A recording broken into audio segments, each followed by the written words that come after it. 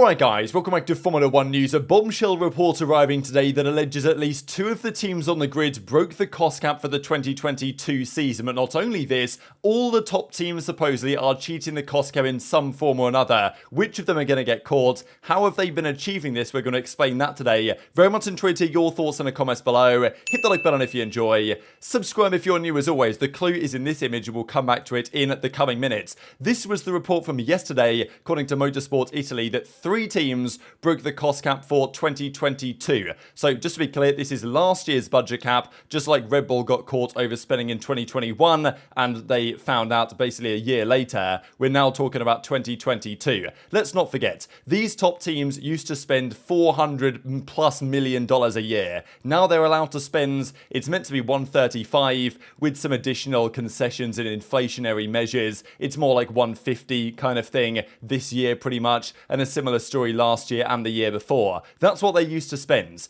Now they're apparently spending 140. The reality is that a lot of the top teams have put that budget elsewhere, and whether that budget is actually helping their Formula 1 program is what the FIA is trying to figure out. So AMUS here, Auto, Motor and Sports, come out with quite an extensive article on exactly how these teams are cheating using, effectively, paying a lot of money to accountants to fill the numbers. And it's not a surprise. This is Formula 1. Teams have been exploiting loopholes and rules for years, and you bring some financial rules in, they're going to try their best to do the same thing. They've been using external companies and supercar projects, among others, and misusing these for their Formula 1 development. Whether they get caught or not, that's on the FIA to figure out. The article straight up says in the title, this is how the teams cheat during development, and we'll explain it in a second. So there's a lot to this. We're going to dive into it. The budget cap has finally come into effect over the last few years, and it's roughly 153 million based on various compensation and other measures.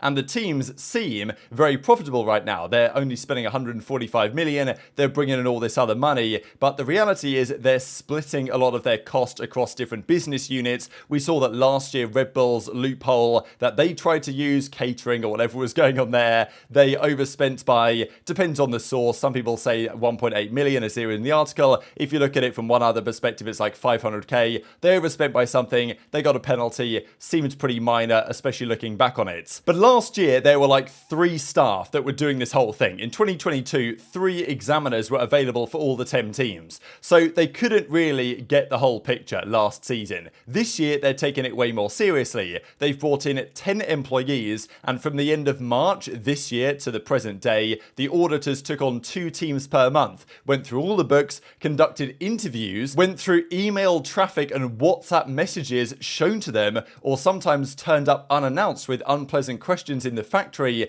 to see whether annual reports submitted by the teams correspond to the facts. These exams will be completed by the end of this month, and it is rumoured that at least 2 teams. So this article says 2 teams. Yesterday the rumour was 3 teams, but it also says at least 2 teams. And this is going to be the top teams, you would think, the teams that can actually spend more money. If you're a fan of Williams, you can probably be rest assured that your team can't even spend enough money to break the cost cap. So you could probably sleep well at night. Same story with Haas. But for teams that actually can overspend, they probably are trying to find ways to do so and pay a crack team of accountants to try and make it work in a way that is technically feasible under the rules. But there's clearly loopholes here, and there's always going to be loopholes, and Formula 1 teams are probably the best in the world of any sort of subject at finding and exploiting loopholes. So the key thing is around this splinter company trick, and it must be said, it's a little bit convenient, is it not, that Red Bull and Mercedes and other teams,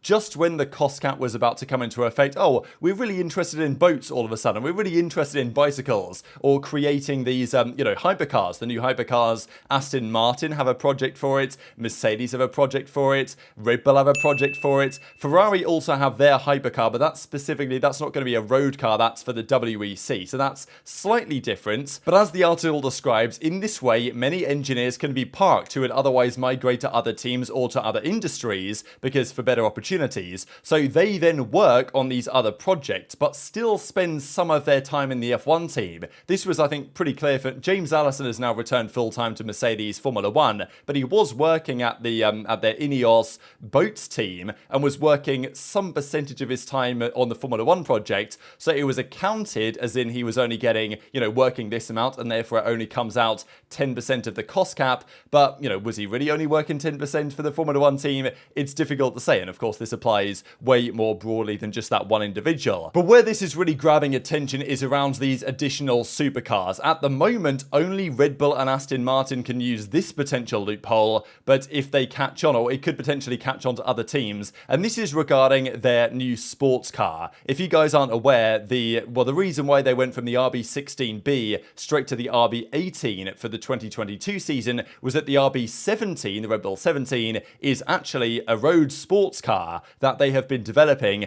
and will be building 50 of them in 2025. Adrian Newey's been designing it, and we don't really have a good picture of it yet. It's something like this, but it's going to be heavily based, I think, on the Formula 1 stuff, and, well, you've got to wonder what the motivations for this might be. Also, Aston Martin have the Valkyrie, which looks like this. It's a beautiful looking thing, as you can tell, and this is a project that I'm sure plenty of Formula 1 personnel have been working on to some degree, or former F1 team members of various teams are now working on this precise project. The rule would say that can only be one way of flowing information, right? The Formula 1 teams can, help these guys out in some respects by giving their information one way, but if the team that's working on these projects is working on aero development and other parts, and as you can see, there's a few elements of this car that, like especially, let's say, the floor edge or whatever, that could be relevant for a Formula 1 car as well in terms of generating downforce. Would they be telling any of their information back the other way? That's obviously not allowed, but it could be possible. And let's not forget Mercedes, they've also got this AMG 1 hypercar project they're also working on with similar talking points around it. So as the article says, on both cars you could develop both mechanical and aerodynamic components that would also be relevant for Formula 1 and thus save time and money. When the cars drive, you could also collect route data. There are no rules for this type of vehicle, so technically the respective teams will not have to hide anything, but probably the FIA believes this isn't really the way that it's meant to be done. The article goes on to say that Ferrari's project probably isn't quite the same thing because it's different regulations, nothing to do with Formula 1, but of course Red Bull is claiming on overarching issues the flow of information is only from Formula 1 to the hypercar, and that communication between the two departments is closely scrutinised by the FIA, but who can reliably prove that it doesn't happen the other way around? During a conversation in the canteen or in the pub, the engineers know each other, they've often worked with each other before in the Formula 1 project, so they say no one's going to be stupid enough to leave traces or drawings or data, but it's possible to have a conversation where information gets exchanged. And as they close out with, can the swamp be drains? It's one that the FIA will struggle to do. Mercedes, Ferrari, McLaren, Alpine still trust the test method and the strict rule interpretation of the FIA. But in the end, and this is quite a bombshell part really, the top teams spend as much money as they used to in the sum of their activities and affiliated companies. It just doesn't appear on the Formula 1 books. To the outside, you keep the appearance of a profitable business, which it is not. That's quite the paragraph to close out with, right? Saying that this 400 million that these top teams used to spend is still getting spent on projects adjacent to Formula 1. It's just done in such a way that only Formula 1 spends 140 million, and there's various other projects and engineers and things that are going on that are totally unrelated to their Formula 1 project, but nonetheless are still getting a lot of resources and a lot of money, and this then becomes a rather challenging thing to police. So what's your perspective on all this? Is it true that the teams are using projects such as the RB17 and the Valkyrie on Aston Martin's side to exploit loopholes in the cost cap and therefore actually spend more money than they should? Are those two, the Red Bull and Aston Martin, the most likely teams to have broken it in 2022, depending on which way the FIA scrutinise this? Because they've been going pretty hard apparently. The rumour has it here that they've been almost asphyxiating to the teams. 3 agents visited each team for 3 weeks in a row, unannounced interviews of staff, review of data, review of emails, review of email traffic, strict cross-examination of employee time spent on F1 versus other projects. So they're very keenly looking looking at this and trying to figure out whether teams have done anything dodgy. So what do you think the two teams are? As I say, some teams simply don't have enough money to spend on all of these projects, but of those that do,